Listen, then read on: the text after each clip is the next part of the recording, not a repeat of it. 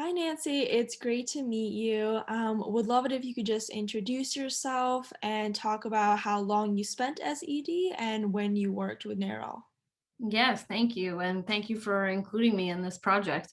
My name is Nancy Lineman, and I began working for NARAL in 1999 as the grassroots organizer and was later promoted to executive director. And I stayed with the organization until about 2002. That's fantastic. Could you tell us a little bit about the political environment at the time? What kind of projects did you work on? What was really the main focus of your work? Sure. I think of two things that we really focused on. The first was winning back the pro-choice majority in our state Senate. I know it's hard to imagine that we in Maryland would have anything other than a fully pro-choice Senate, or at least votes that would be in favor of reproductive rights. But that wasn't the case back in the 2000, just before the 2002 election. We were dealing with very complicated issues, of course, of what the opposition called partial birth abortion, and was very much trying to educate legislators about the fallacy of that, and making sure that after the 2002 elections that the state Senate would remain in pro-choice, well, not remain, actually, would actually be won by a pro-choice majority in the state Senate. And so we were very focused on that. And in fact, we were successful. We worked on, our political action committee worked on several key Senate races that were won only by several hundred votes. And lots of those candidates who won that year definitely credit NARAL's volunteers, board of directors, and staff for winning those elections. And it was really the highlight and honor of my contribution to NARAL to be a part of that. And then the second project we started with support from National NARAL, which was the Crisis Pregnancy Center's investigations, and making sure that we were exposing their tactics as best we could, and putting together a reproductive rights resource book for the first time. And those were the two projects that I think the staff and the volunteers were most proud of during that time. That's incredible. I'd love to learn a little bit more about some of the tactics I used, especially for the first project. What kind of tactics did you use to secure pro-choice majority, specifically, with regard to campaigning, and what did you do to get these legislators elected?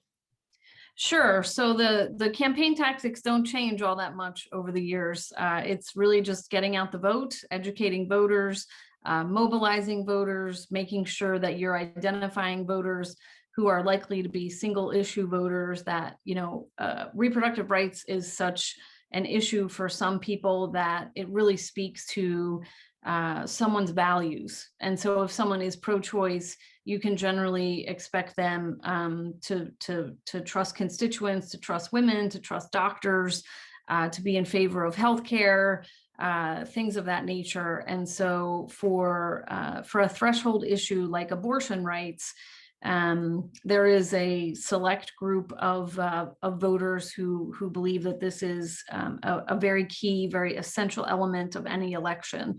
So once you mobilize those voters and talk about, what's at stake, those are the voters that will deliver for you on election day.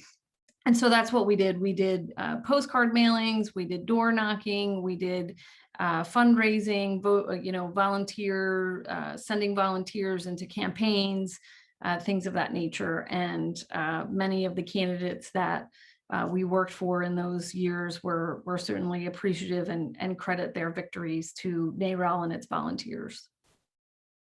That's incredible. I'd love to learn how your maybe understanding or the way that you view reproductive freedom has changed at all throughout the years, whether during your tenure or after, or how really narrow may have altered your perspective or brought to light new issues that you didn't consider previously. Yeah, what I would say is never in 1 million years would I have imagined I would be the executive director of a reproductive rights organization, having grown up in a rather conservative family in Pennsylvania, and having gone to Catholic school, I can't say that my parents were so excited when I decided I was going to work on these issues.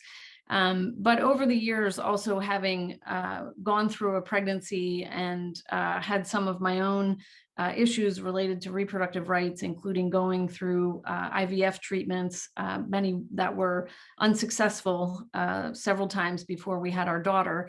I have only strengthened my belief in a woman's right to choose. And basically, what we have to understand as a community is continuing to talk about the role of government in people's lives, the role of making sure that politicians don't decide our healthcare decisions, that our families, with, of course, ourselves being paramount, but along with our doctors, those are people who make our healthcare decisions, not politicians in Annapolis or in Washington, D.C. And to me, that is, whether you would ever have an abortion yourself is separate from the question of whether you want elected people who've never had the lived experiences that you've had to make these decisions and foist them upon you. And my resolve on this issue, of course, has only grown stronger, particularly having gone through a pregnancy which was rather uneventful, but still, it's certainly not an easy feat to be pregnant, and to imagine that the government would have forced that upon me under certain circumstances if organizations like NARAL and Planned Parenthood were not in existence is pretty frightening to me. Well, thank you so much for your perspective, Nancy, and for really, walking us through your tenure and some of the political challenges you faced. It was really interesting to hear about your experience. And just thank you so much for meeting with me. Yeah, and I just want to say really quickly that I want to thank the current staff, the executive director, the board of directors, the volunteers.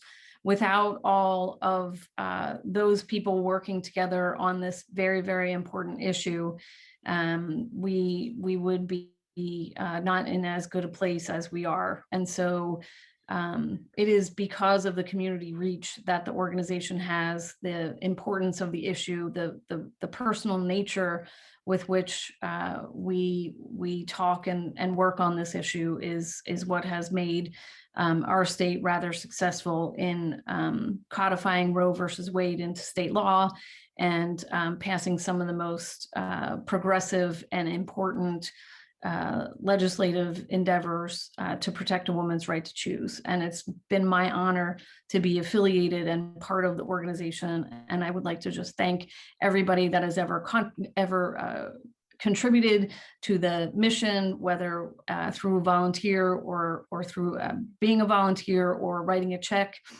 It is certainly appreciated. And with the Supreme Court hanging in the balance and issues going to be likely reverting back to the states in a lot of ways, it's never been more important to continue the commitment to the organization. So thank you, and thank you for being one that's organizing this project.